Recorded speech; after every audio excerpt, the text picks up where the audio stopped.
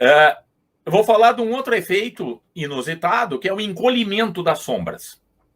Tá? O encolhimento das sombras.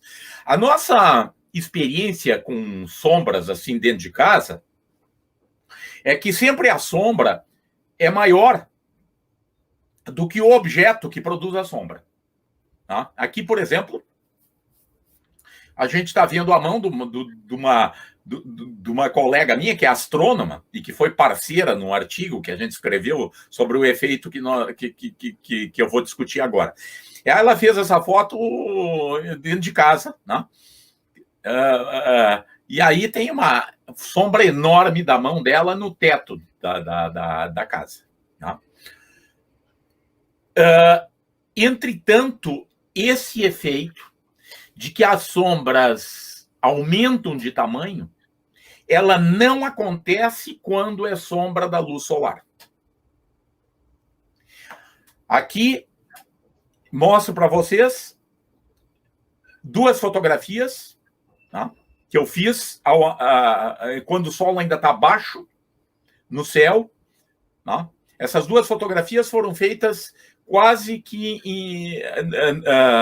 com intervalo assim de poucos minutos, tá? Porque eu tive que me deslocar de um lugar para o outro para fazer as duas fotografias. Essa aqui eu estou parado na frente da parede e estou fazendo a fotografia, tá? E quem me conhece é capaz até de olhar para essa sombra em cima da parede e até reconhecer, isso aqui deve ser o Fernando mesmo.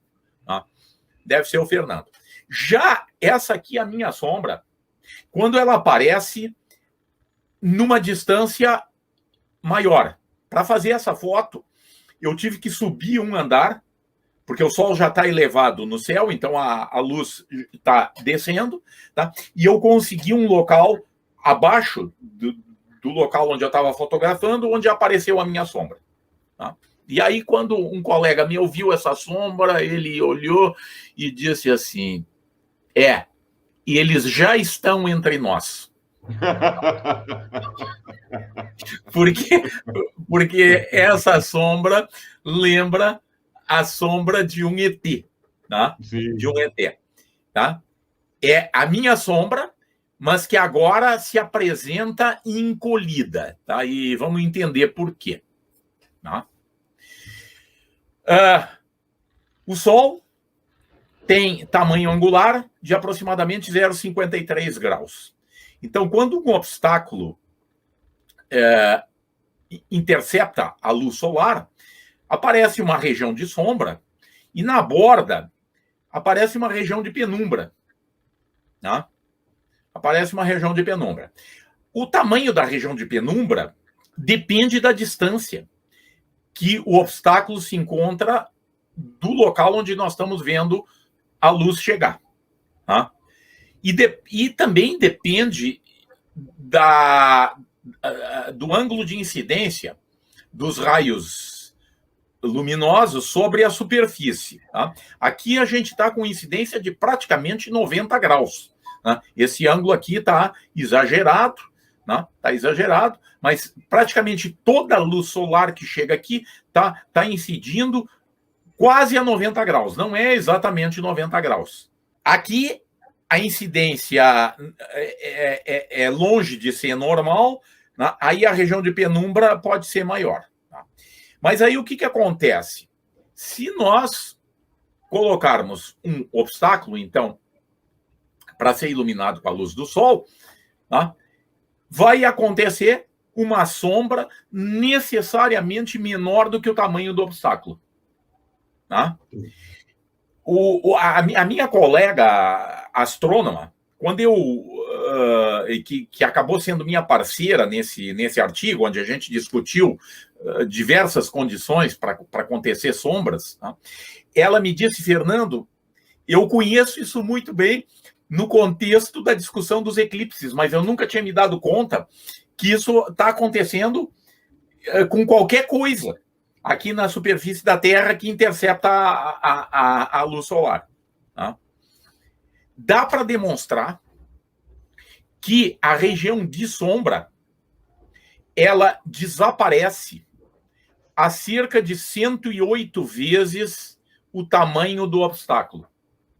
Tá? Até ali a gente tem sombra, tá?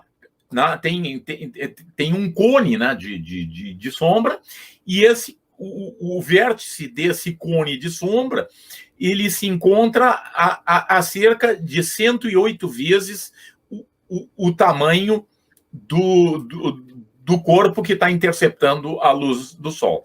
Além dessa distância, a gente só vai ter penumbra. Tá?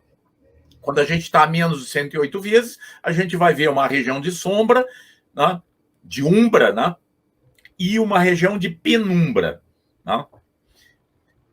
Então, essa é a explicação para esse efeito interessante, né, que ele é bem conhecido no domínio da astronomia, na discussão dos eclipses. Tá? Aqui, por exemplo, tem uma clássica figura, tá, do cone de sombra da Terra.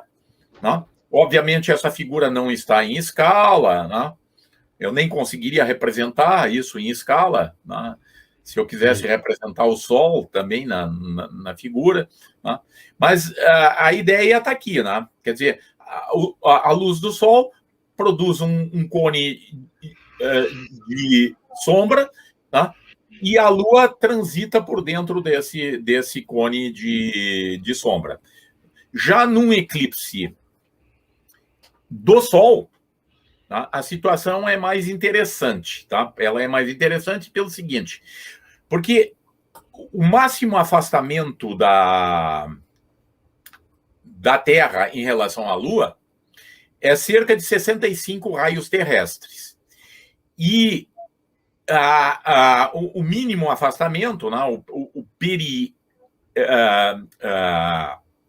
o perigeu da Lua se encontra a 56 raios terrestres. Então, quando a gente tem a Lua passando na frente do Sol, mais próximo da região de apogeu, o cone de sombra nem toca a Terra. Ele não atinge a Terra porque a 108 vezes o diâmetro da Lua não chega até a Terra.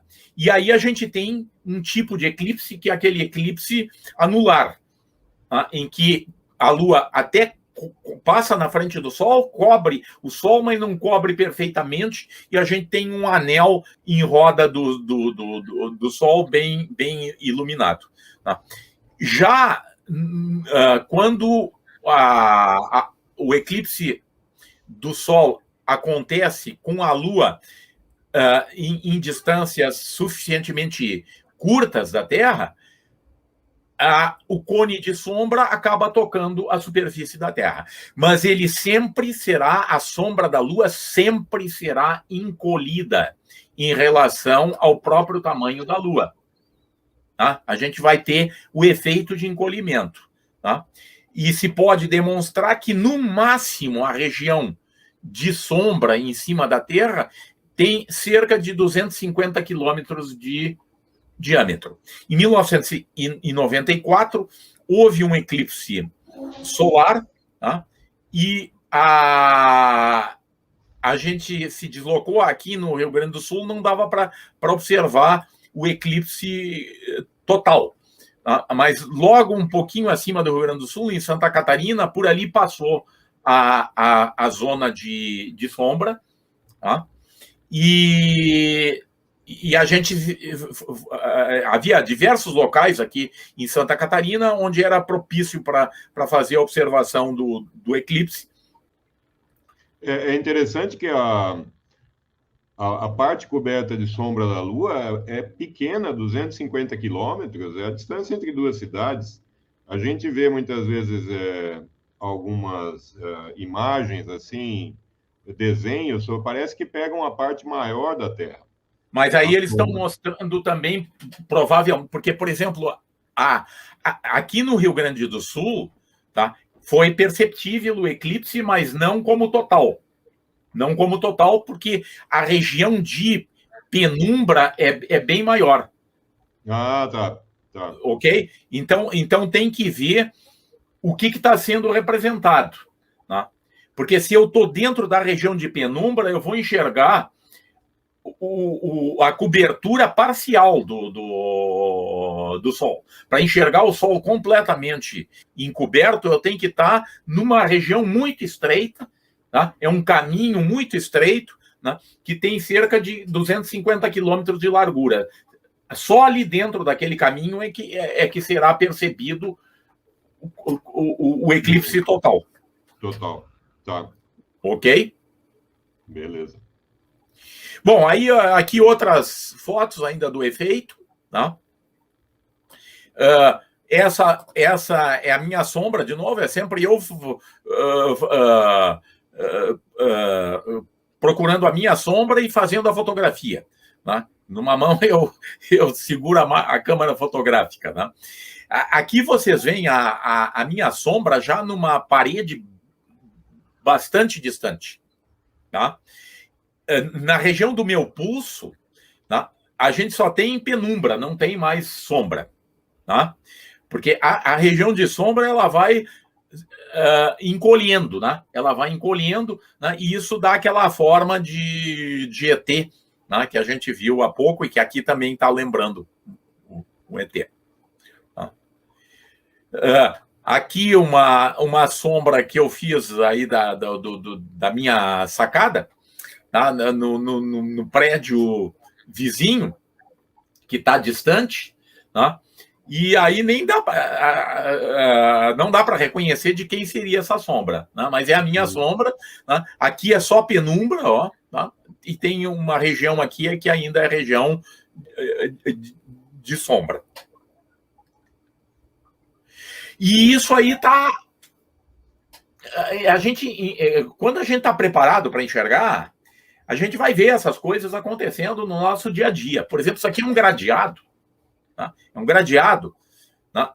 Em que tá a luz do sol está chegando no piso, tá? E aí o gradeado, conforme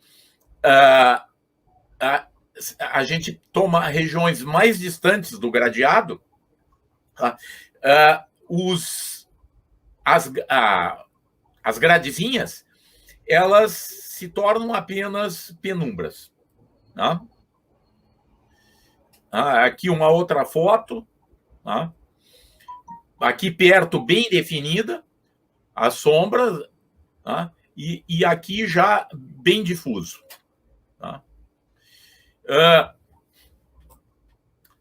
Essa mexeira, ela está próxima dessa parede.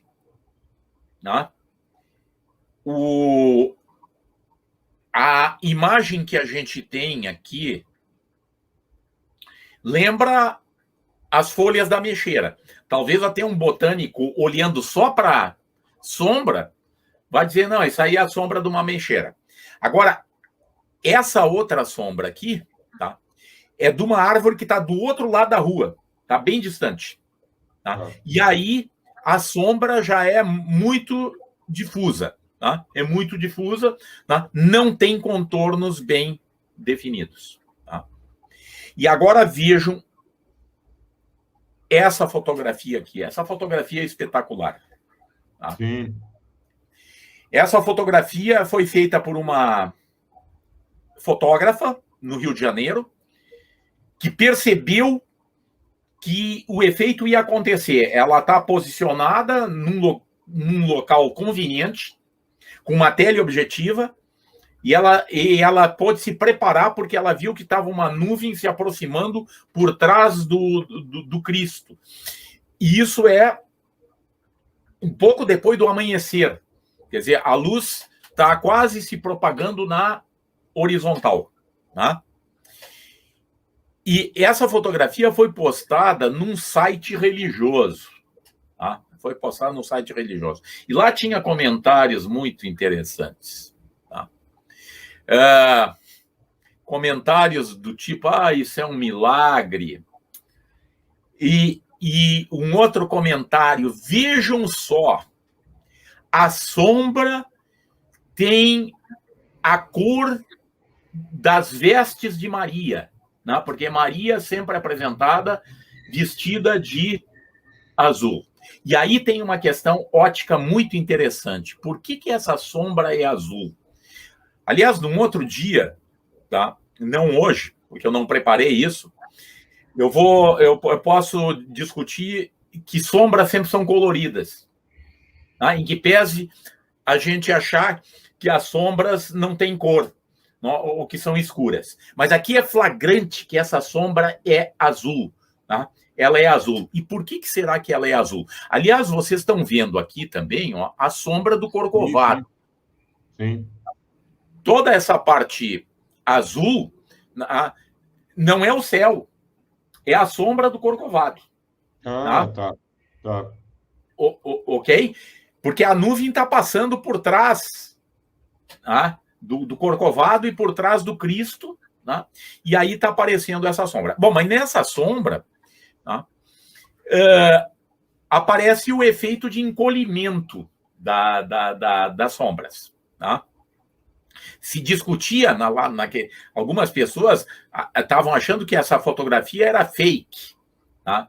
E eu tenho certeza que a fotografia não é fake, primeiro, por causa do efeito do encolhimento, tá? Porque se alguém fosse em Photoshop fazer uma coisa como essa, provavelmente ele reproduziria a sombra com o contorno do Cristo, né? E não com esse contorno deformado. E a segunda razão pela qual eu sei que a foto não é fake é exatamente a questão da cor. Tá? E aí eu deixo aqui como uma pergunta, tá? Depois, no final da live, eu até posso retomar isso, explicar, né? E talvez alguém aqui responda por que a sombra é azul. Isso, ela é a cor do céu. Tá? Ela tem a cor do céu. Aqui em cima está aparecendo o céu. Tá? Ok? Por que será que é assim e a sombra não é escura? Tá? Mas isso deixamos para depois.